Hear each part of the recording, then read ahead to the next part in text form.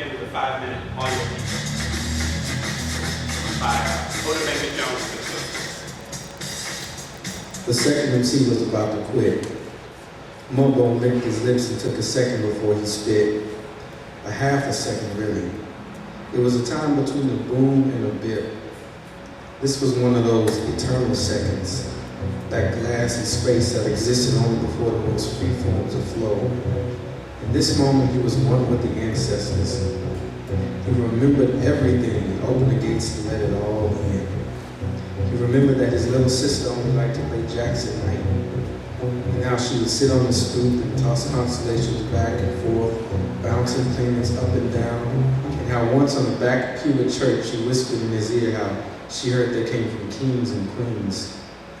He remembered how his father was a machine gun and his mother a full clip, and the target any nigga who couldn't recognize his dominance. Just then, the reverb of a snare was fading into the deep, deep bottom of a kick. He inhaled and exhaled an ocean of black noise and pure idea. In his mind, it cascaded out in gigantic waves, overcoming the first 3 rows in one fatal swoop, then filling up the remaining rows like they were a backwater offshoot of some great river, like maybe the Congo or Mississippi. He was not sure what came before, but the last verse that left his lips was something like, blue, black, Afro majestic, intergalactic, cutthroat, prison shape, moves always drastic, inspection beats, polyrhythmatic, and when I reflect my middle over beat, that nigga becomes spastic.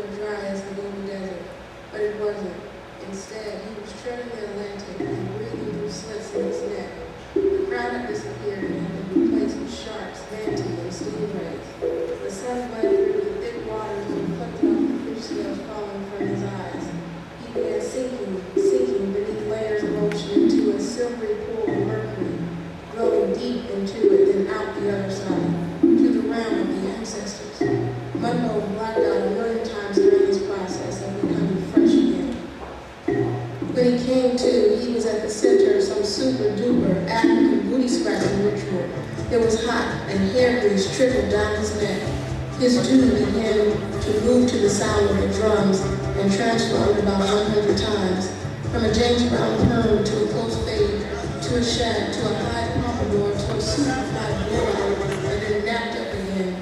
A billion tightly wrapped curls circled his head, then began to speak to him in some choppy, ancient Alabama dialect. Brother, don't you know, don't you know, don't you know? The weight and growth of the fro began to overwhelm his head, pulled itself from his scalp and slid down his neck at a pin's pace.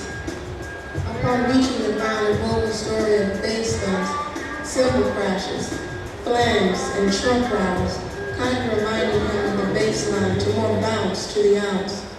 This road leads to New Liberia, the sweet secret city of the darkest chocolate, but how you get there is up to you, Jigaboo. The black mass of coils then blew away like a tumbleweed in the wind. Mudbone put his Kango back on his now bald head and followed the blowed-out froze route to New Liberia, nodding his head all the way. This place seemed to survive on polyrhythms. That was 5 minutes of a 42-minute piece by collective Oda Baker Jones and Associates, which is based in Houston. I'm going to show some slides. And the 4 artists, Kenya, I don't remember Kenya's last name, Kenya, Jamal, Jabari Anderson, and Rob Caputo, they make up that collective. Mudbone, sort of a rapper of interstellar fame. It follows his exploits as he, at a mapping contest. So my notes, it's basically just show and tell, and I wanted to present some artists. Made me think about Sun Ra, not so much in a spiritual sense, as much as Sun Ra in the imagination, in a number of different ways. But I wouldn't doubt Sun Ra's belief that culture could change the world. But I think his understanding as to how culture could change the world is quite specific.